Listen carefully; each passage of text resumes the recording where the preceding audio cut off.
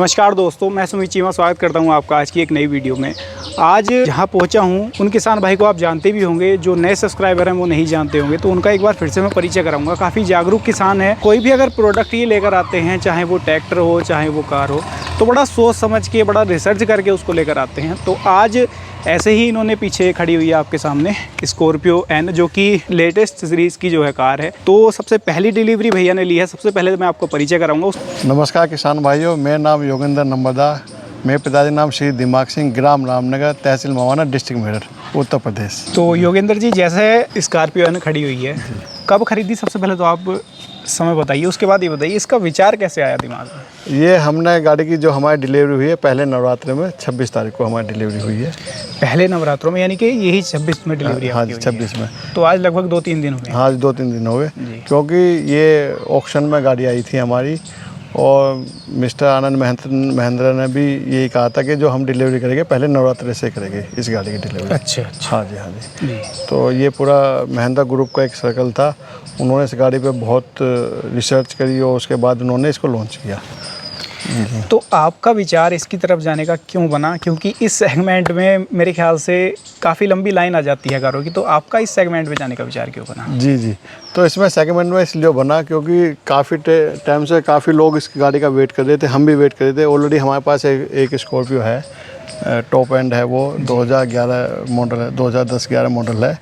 तो हमने कहा भाई दूसरी गाड़ी भी हम स्कॉर्पियो लेंगे, और स्कॉर्पियो इसलिए लेंगे क्योंकि वो रफ एंड टफ गाड़ी है, और फिर लोकल फॉर वोकल। कहने का मतलब ये है, कहीं ना कहीं एक खेती बाड़ी या किसानी से जुड़े हुए जो फील है वो इसके अंदर आता है, क्योंकि हमारे पास ऑलरेडी आपको पता है महिंद्रा ट्रैक्टर भी है। जी। तो इसलिए हमने कहा कि भाई गाड़ी भी महिंद्रा की ले लेते हैं, इसी को ले लेते हैं जो अपग्रेड आया। जी जी। और थोड़ा सा कीमत का भी एक अंदाजा आप हमारे किसान भाइयों को कराएं। अच्छा, किस कीमत के अंदर आपने ये खरीदी? ये गाड़ी जो हमें ऑन रोड पड़ी है 23 लाख रुपए की पड़ी है। 23 लाख की आपको ऑन रोड? हाँ जी। तो जैसे आपने खरीदी है, लगभग 3 दिन हो गए खरीदे हुए आपको। जी जी। तो पहली जो स्कॉर्पियो थी अपने पास और अब ये है, तो उसमें और इसमें क्या अंतर लगा आपको? मतलब अंतर कहाँ लगा? अच्छा, वो जो पुरानी स्कॉर्पियो है हमारे पास और जो ये नई जनरेशन स्कॉर्पियो, एक्चुअली ये दोनों सेगमेंट अलग है। नाम ही आनंद महेंद्र जी ने स्कॉर्पियो रखा है, इसके स्कॉर्पियो एन। सेगमेंट बिल्कुल अलग है, क्योंकि ये ना एकदम लग्जरी सेगमेंट है, लग्जरी प्लस और प्रीमियमनेस। हाँ, प्रीमियमनेस। तो वही वाला फील और प्लस एक प्रीमियमनेस। तो वो इसके साथ में, इसके साथ ये हमने फरवरी 2022 में खरीदा है जी। हाँ जी।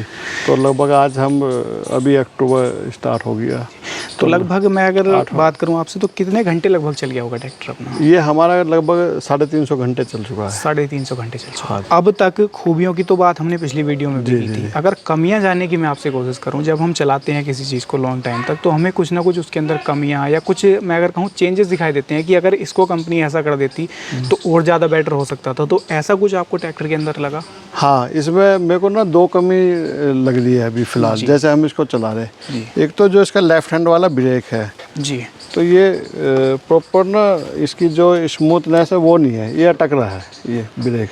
ये बिल्कुल स्मूथ चल रहा है राइट हैंड, देखो। अच्छा, रेस्पॉन्स देने में थोड़ा सा डिले कर रहा है। देखो, आप देखो, इसको देखो, इसको देखो, इसकी फील देखो। और मेरे को उससे उस ये वाला जो लेफ्ट हैंड वाला व्हील है उससे भी आवाज़ आ रही है, और मैंने कंपनी में भी कई बार इसकी कंप्लेंट करी, बट वो उसकी ना रेक्टिफायर नहीं कर पा रहे। पता नहीं वो कह रहे जी ये कौन सा बोलते हैं इसको, प्लेनेटरी ड्राइव कह रहे, इसकी वजह से इसमें आवाज़ है। बट ऐसा है नहीं। बट मेरे को नहीं लगता, पर्सनली नहीं लगता, क्योंकि इसका ब्रेक भी जाम चलने लगा है, और एक इसमें इसी टायर, मतलब इसी में से आवाज़ आ रही है, और यही ब्रेक जाम चल रहा है। ये ब्रेक जाम चल रहा है। तो एक इशू वहाँ ये भी हो सकता है कि शायद हो सकता है कि डिस्क वगैरह चिपक गए हों। हाँ, डिस्क वगैरह चिपक गए, या बट उसको कंपनी को आके या अपने जो सीनियर इंजीनियर्स है उनको बुला के इसको रेक्टिफाई कराना चाहिए था।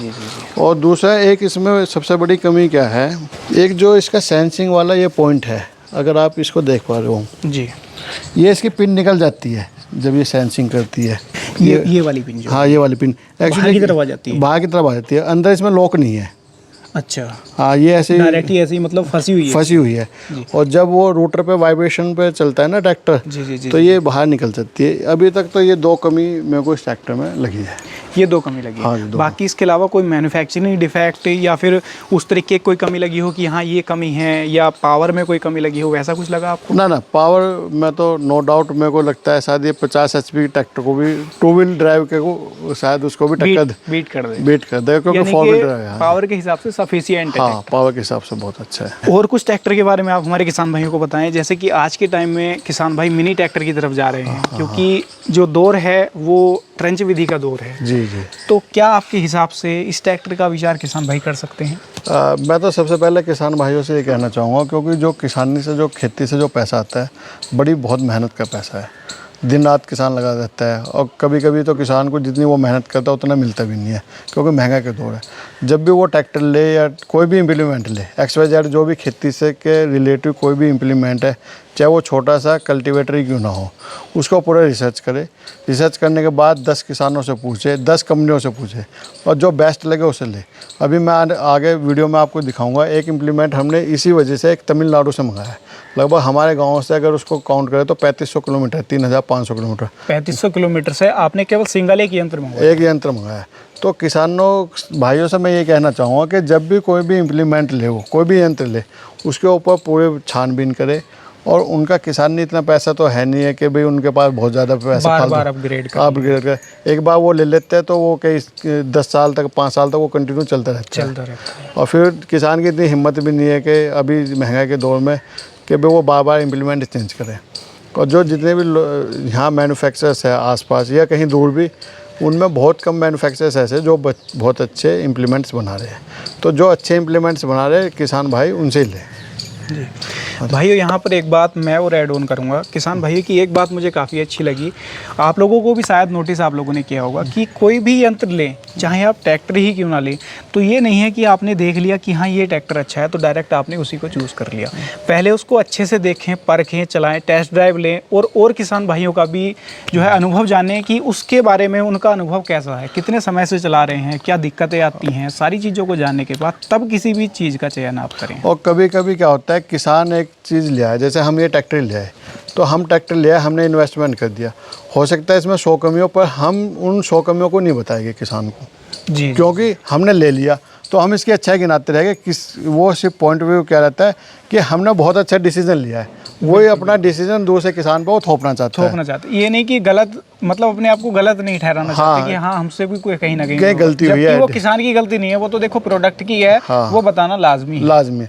अगर कोई भी किसी भी किसान से, मैं सभी किसान भाइयों से ये गुजारिश करता हूँ कि भाई जो भी किसान भाई आपसे सलाह ले तो उसको सही सलाह दे, कि भाई उसको भ्रम में ना रखे। बिल्कुल ये है कि अगर मैं से कोई पूछे कि भाई आपने जॉन डीयर 3036 लिया, अगर किसी किसान पे इतना बजट नहीं है तो वो नीचे सेगमेंट में भी सोच समझ के पैसा इन्वेस्ट करे। हाँ, देखो जब ज़रूरत नहीं है उतनी हायर HP की, तो ज़रूरत नहीं है कि हम 7 या 7.5 लाख रुपए खर्चे हाँ, अगर उसको कम HP में और काम चल सकता है, कम HP में भी ले सकता है किसान। कि वो ये ना सोचे कि भाई रामनगर में योगेंद्र नंबरदार ने 3036 लिया तो हम भी 3036 ही लाएंगे, हमें भी यही लेना है। वो अपनी रिक्वायरमेंट के हिसाब से, अपने बजट के हिसाब से इन्वेस्ट करे। बिल्कुल।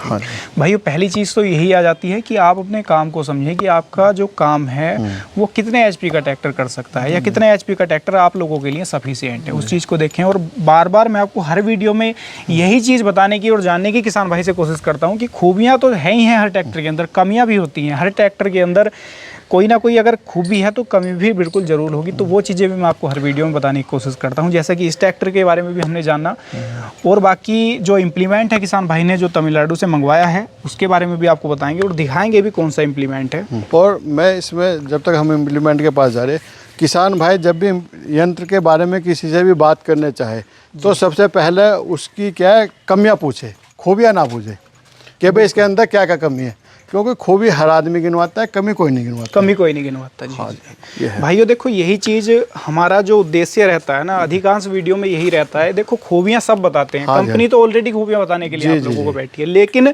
कमियाँ भी तो जरूरी हैं। हर ट्रैक्टर के अंदर अगर खूबियाँ हैं तो कमियाँ भी होंगी, तो वो चीज़ें भी आप लोगों के लिए जाननी जरूरी हो जाती हैं।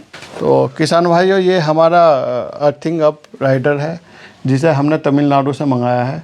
तो योगेंद्र जी, इसके बारे में मैं आपसे कुछ सवाल पूछूंगा। जैसा सबसे पहला सवाल तो मेरा आपसे यही रहेगा कि इसको मंगाने का आपका विचार क्यों बना? और इतनी दूर से विचार क्यों करें? क्योंकि ये इम्प्लीमेंट तो मैं मानता हूँ कि अपने लोकल में भी मिल जाता है या आपको 100-200 किलोमीटर के दायरे में मिल जाता, वहाँ से इस इम्प्लीमेंट को खरीदने का क्या विचार बना? विचार ऐसा बना सर, एक तो मेरे मित्र है और फिर मैंने नेट पे बहुत सर्च किया, क्योंकि जो सबसे पहले ट्रेंड्स का जो गन्ना स्टार्ट हुआ हमारे साउथ में स्टार्ट हुआ और वो काफ़ी टाइम से हमसे पहले से लगा रहे हैं। तो उनके पास वो डिक्सैरो भी है, बट्टी चढ़ाने वाली, हमारे इधर लोग यूज कर रहे हैं, काफ़ी किसान भाई यूज कर रहे हैं। और बट उनके हिसाब से जब मैंने वहाँ डिस्कशन स्टार्ट किया, उन्होंने कहा जी सबसे बेस्ट इम्प्लीमेंट ये है। इसका कारण क्या है, जब हम इसको मट्टी हम अपने उस पर अर्थिंग अप कर रही है तो ये क्या है, ऐसे करके प्रेस कर रही है और वो हैरो क्या है वो ऐसे थपेड़ रही है। आप एक चीज़ को दाबो और एक को ऐसे लगाओ तो उससे क्या गन्ने की जो ग्रोथ अच्छी होगी। कहने का मतलब ये है, जो नए कल्ले फूटते हैं जैसे हैरो से किसान भाई मिट्टी चढ़ाते हैं, हाँ तो वो दब जाते हैं, गन्ना भी तिरछा हो जाता है। इससे केवल मिट्टी जड़ों के ऊपर चढ़ती है, जड़ों के ऊपर चढ़ती है, क्योंकि मिला के चलता है। ये नीचे इसकी इससे सबसे बड़ा प्लस पॉइंट क्या है, जो हमारे ट्रंच की लाइन है, गन्ने की लाइन है, तो वो हमारी तिरछी भी नहीं होगी ना गन्ने में प्रेस करेगी, क्योंकि हैरो क्या वो ऐसा फेंकती है तो वो गन्ने को पलट देती है, तो उससे क्या गन्ना तिरछा हो जाता है और जो छोटे किले हैं वो दब जाते हैं।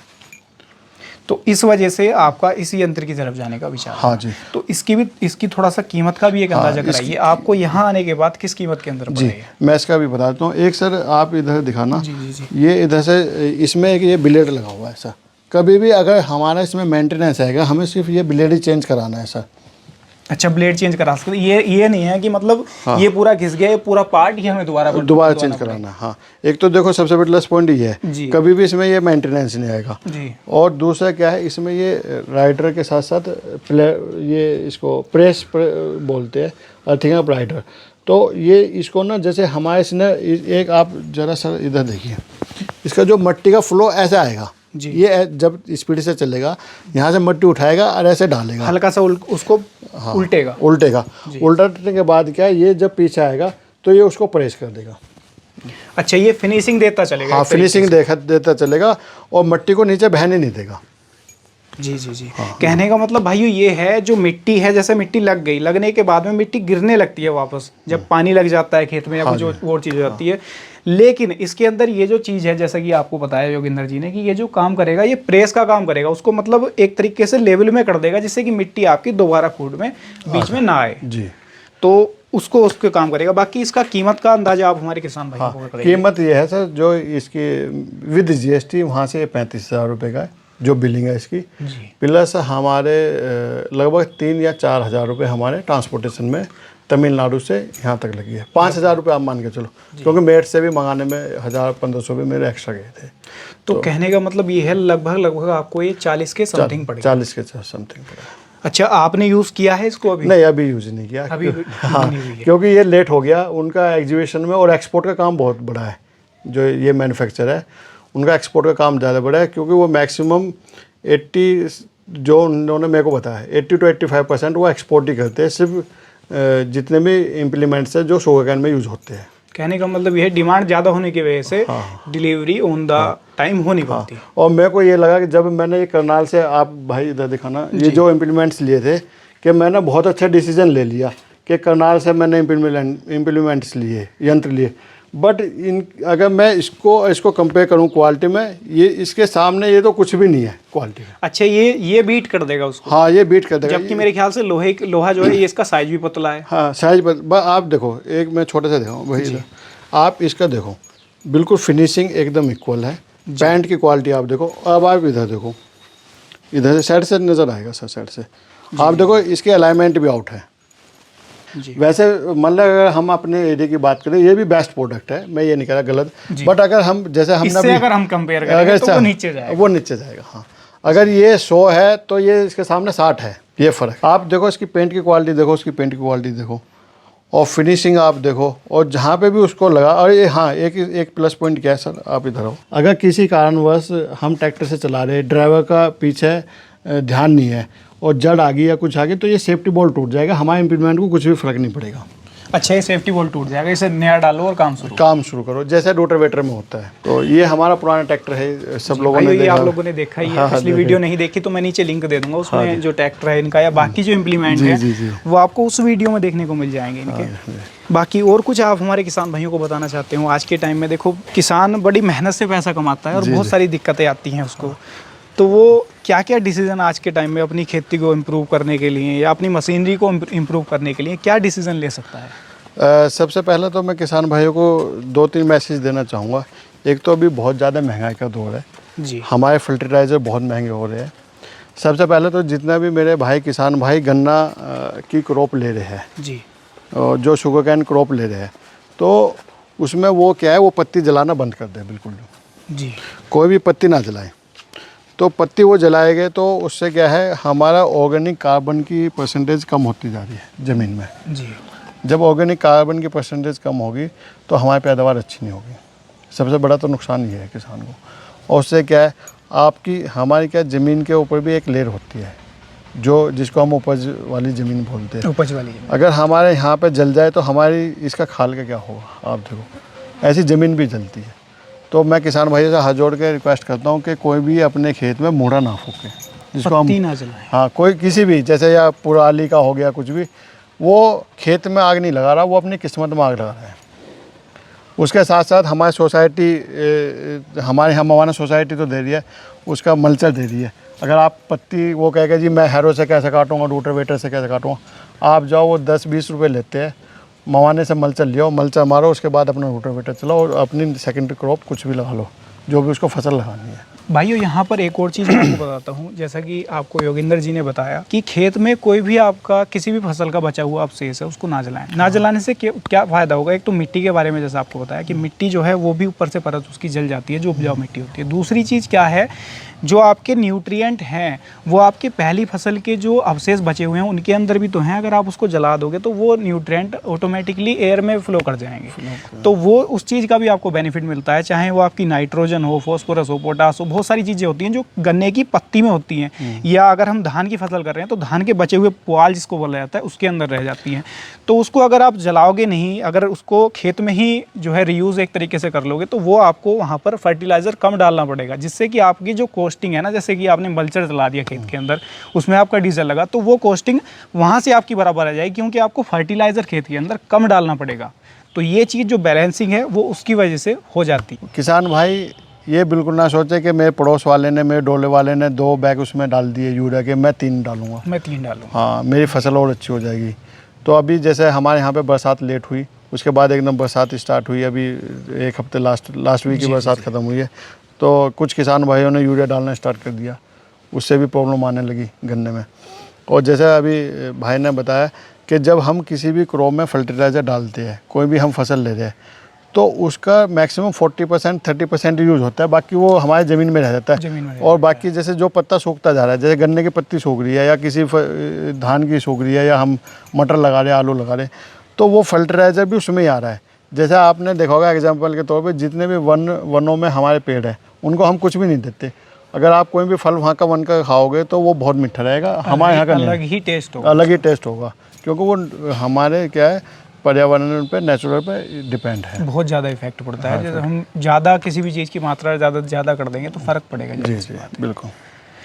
तो भाइयों ये सारी चीज़ें थी। बाकी उम्मीद करता हूँ आज की वीडियो आपको पसंद आई होगी। योगेंद्र जी ने आपको अच्छे से समझाया कि क्या चीज़ है किस तरीके से। बाकी इस वीडियो को बनाने का जो मोटिव था ना हमेशा मोटिव यही रहता है कि आपको कुछ नया दिखाया जाए कुछ हटके दिखाया जाए और कुछ यूनिक कंटेंट दिखाया जाए जिससे कि आप लोगों को कहीं ना कहीं उस चीज़ से हेल्प मिले। ये नहीं कि आप लोगों ने देखा और आप लोगों ने बस एक जो है मनोरंजन के तौर पर देखा और बात खत्म होगी। ऐसा नहीं है। आप लोगों को उस चीज़ से कहीं ना कहीं आप भी रिलेट करोगे क्योंकि किसान के घर में भी कार होती है तो वो कार की तरफ भी डिसीज़न करता है। ट्रैक्टर हर घर में किसान के होता है तो वो ट्रैक्टर का डिसीज़न करता है। तो वहाँ पर जो डिसीज़न आप लें ये सोच समझ कर लें अच्छे से परख कर लें कि आपको कितने एचपी की नीड है कितने एचपी की ज़रूरत है उस हिसाब से कोई भी इम्प्लीमेंट आप जो है उस हिसाब से चुनें। तो बाकी भाइयों इस वीडियो को यहीं समाप्त करेंगे।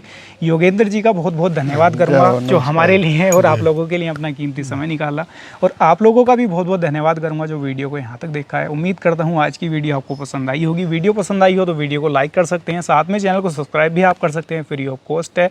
और फेसबुक पेज पर अगर आप ये वीडियो देख रहे हैं तो पेज को भी फॉलो कर लेना। यहाँ पर भी आपको ऐसी ही नई नई वीडियोस देखने को मिलती रहेंगी। फिर मुलाकात होगी आपसे ऐसी ही किसी नई और रोमांचक वीडियो के साथ। तब तक के लिए हृदय की गहराइयों से मुस्कुराहट के साथ प्रेम पूर्वक धन्यवाद।